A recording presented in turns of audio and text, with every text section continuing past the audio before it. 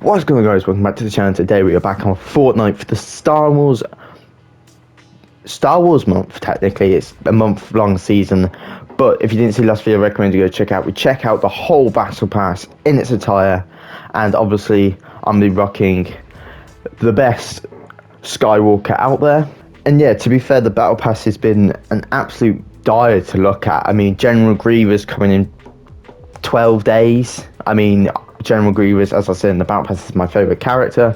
But this video is slowly based on the fact we are only here to look at the new guns, the TIE Fighters, the X-Wings, the locations, bosses. I'm not going to defeat the boss and get all of that, because I think that's...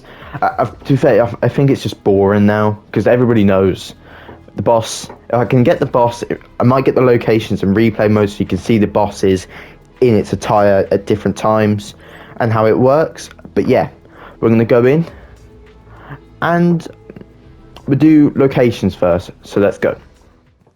Our first location is going to be Vader's Samurai Solitude. If you didn't see the intro of the Battle Pass, obviously Vader's in a different samurai uniform than we're used to than the old terrifying villain here. Well, I wouldn't say villain, but the outfit he's normally in. Vader Samurai Solitude is a beautiful place. Obviously we've got his shuttle, there's 2 TIE fighter spawners here, and Vader is a lot easier to defeat than we've had in previous seasons, or to previous time Star Wars has done a collab.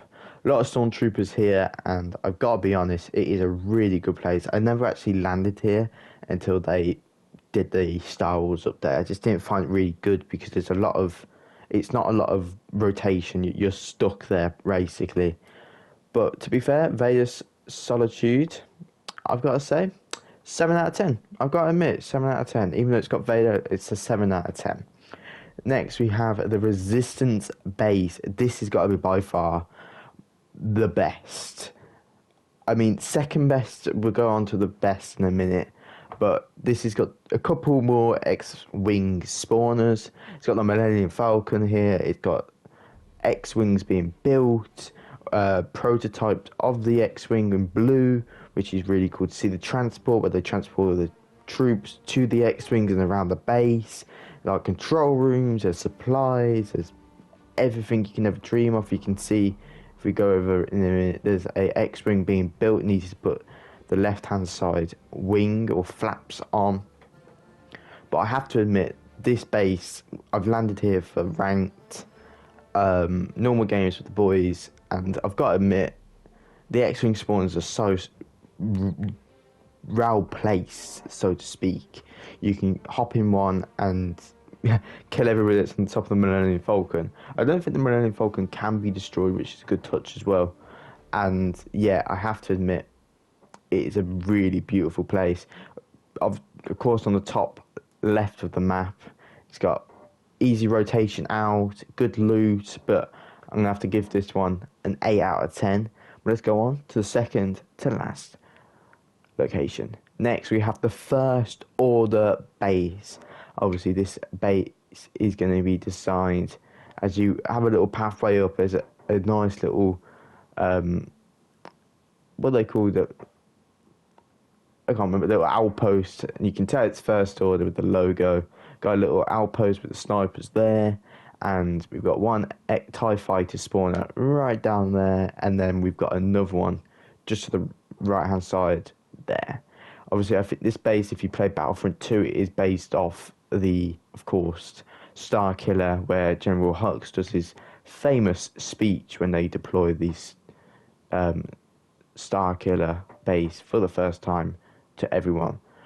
This is where Captain Phasma can spawn with her blaster. Unfortunately, I couldn't get her to spawn in while doing the replay, which is unfortunate, but she has a couple of First Order troops around her. Nice little llama over there. I don't know what that's there, but it's a very good location, I have to admit. But if you can definitely get lost in this location, so be very careful. And with the blaster doors, expect some people to be hiding. But onto the best location this season has given us so far. Outpost Enclave. We did a bit of 360 and excitement there. It's got the Jawa transport ship. If you know the name of that, please put it down in the comments, because I ain't got a clue. I forgot what the name is. But this is kind of like a Mos Eisley shrunk down version, as you can hear the Cantina band inside the main area. The hangar where, if you watch The Mandalorian, where he does the Naboo fighter, where pretty much we see everybody land when they go to Tatooine. But the detail on this ship, well, cruiser I would say, is unbelievable. It's crazy, crazy, crazy. And because of that alone, I have to give this one a 10 out of 10. It's got good movement. Everywhere is the best. It's 10 out of 10. But let's go on for some sub-locations. And we probably have the second best sub-location out there. The AT-ATs are the best transport vehicle in the Star Wars franchise.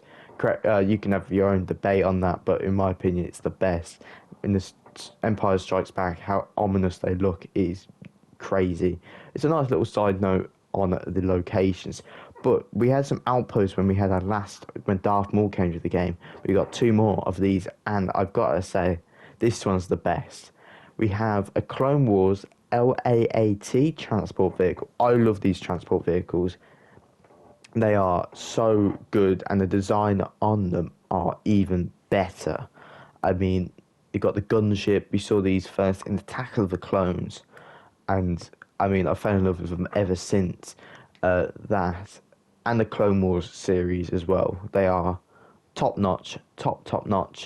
There is a couple on the map. Let's just go to another one now. Left of the bridge, near the seaport city, there's another one. A little bit better, a little bit more barracks for the people and supplies. But I tell you one thing, the best sub-location out there, I have to admit.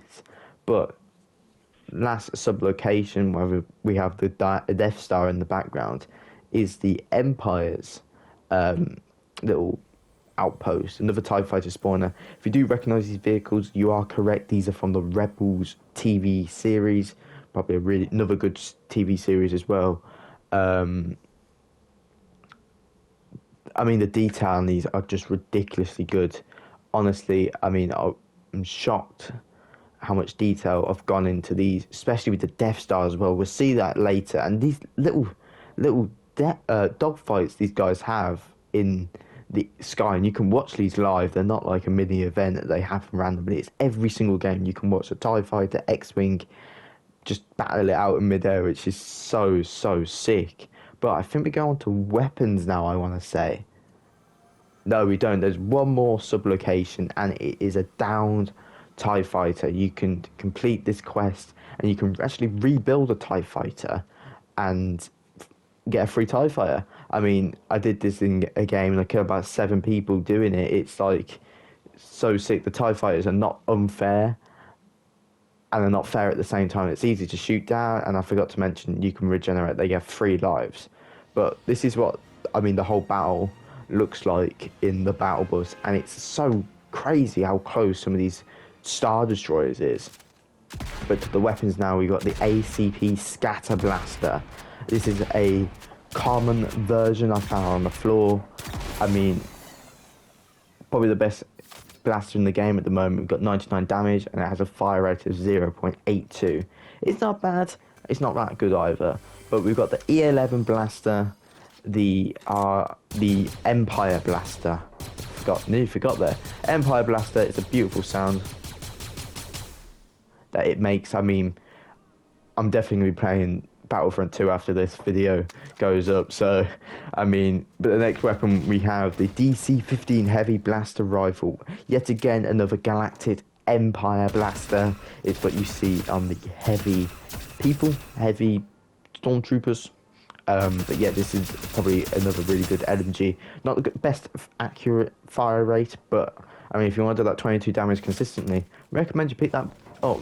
But my favourite, we got the IQA-11 Marksman Blaster Rifle. This is the best sniper they've ever added to the game. I know it's Star Wars, I might be being a bit biased here, but it's an absolute beam. It's got no bullet drop really. You can just shoot 66 repetitively, and a good headshot rate as well. But our next gun is going to be the CR2 Blaster. This, unfortunately, I didn't get the damage for this one, but it sounds amazing. I mean, it sounds amazing compared to any of the other ones. I mean, To be fair, I think they've actually cooked with this update. I'm not going to lie, but our next weapon is going to be the F11D blaster, the first order blaster, and of course,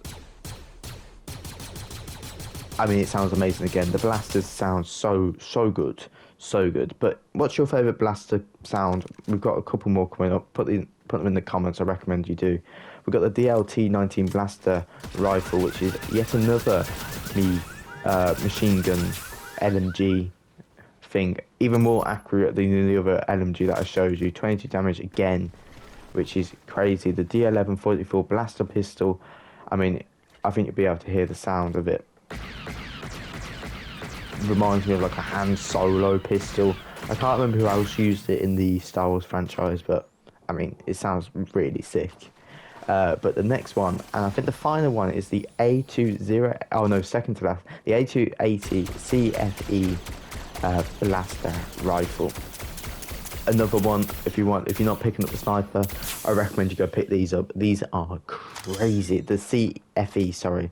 But our final one is the ACP Scatter Blaster. It says something different on the bottom right when you pick it up, but Fortnite's post and everything content-wise has what that has on. But that was all of the weapons. 79 damage, of course.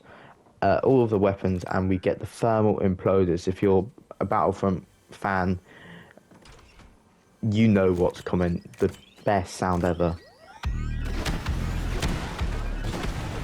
It shakes the screen, and it's probably the best blaster out there. But moving on to how you get lightsabers. Lightsabers spawn at the end of the second circle. There's two types. There's Force Push, and the next one's going to be Force Lightning.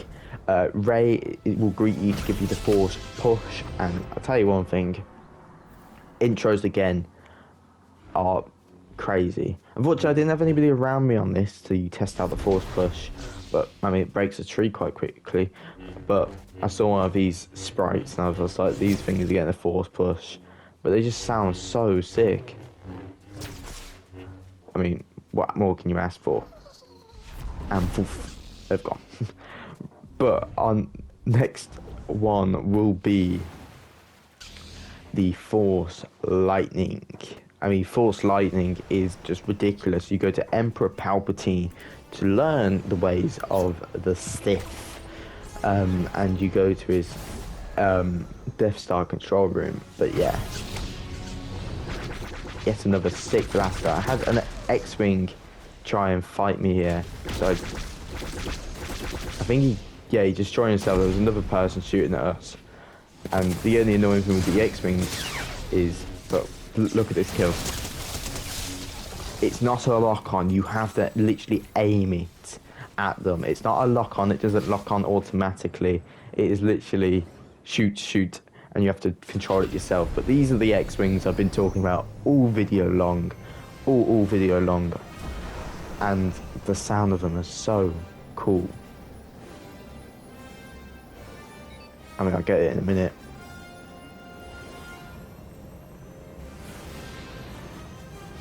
I mean, the sound of them are so cool. We're at Outpost Enclave here, and the boost, it sounds amazing. But yeah, as I said, these things have 3 lives, and they're crazy. 3 lives for the X-Wings, and yeah, to be fair, they're really balanced. They're not overpowered, they're not anything else, and you can store 3 people as transport. Unfortunately for the TIE fighter, it's going to be the you and person on top of the cockpit, but I had some stormtroopers to shoot. It's 25 damage, and you have like a heating system, so you can't keep shooting because otherwise it will overheat and you'll have to wait a little bit. They don't travel fast. They do not travel fast. They're very easy to shoot down. But yeah, I had some stormtroopers to shoot at Vader's Samurai Solitude. So yeah, very good. But I did get a win with some of my mates, and I think I have to say probably one of the best wing gliders we've ever had in terms of detail. It's not something stupid. It's something actually really good. It's a Death Star Brella. I mean, it looks sick. detail on the Star Destroyer as well. But with all of that, we've seen everything else. I mean, I have to show you this. I went into repo mode and was just circling around all the Type 1 Star Destroyers, all the Republic cruisers, the Venator cruisers, and all the Star Destroyers and the Death Star in the sky. I just have to say that this season is crazy. Crazy good. I mean, the weapons are balanced. Unlimited ammo is in the game. First time we've ever seen that before. It's not powerful. It has a heating system, works. You can't kill everybody straight away, and you have to be tactical on what you pick up and how you use your guns. There is definitely ways around the heating system, but the lightsabers are not powerful at all, but they've never been powerful in the game. Force was Force Lightning. Force Lightning, it's not to lock on. You have to actually aim it at the person and shoot. It sounds a bit weird, but you can't. It's not a lock on. You have to actually move your joystick and keep getting that repetitive fire, and it doesn't come back like that. You have to wait a lot longer for it to recharge because it's so powerful. But the Venators or the Class 1 Star Destroyers just look so sick in the sky. And what else can we talk about? The X-Wings, not powerful at all. It's not a mech. It's not a UFO from Chapter 2, Season 7. It is so balanced in the way they've done this. But I hope you guys enjoyed. I know I did. This is probably the best update I've ever made since Marvel collabed that chapter. But I hope you guys enjoyed this video. I certainly did making this. And yeah, I'll catch you guys all in the next one. And enjoy. And I hope you enjoyed this season as much as I'm going to do. I'll catch you guys in the next one. And peace out.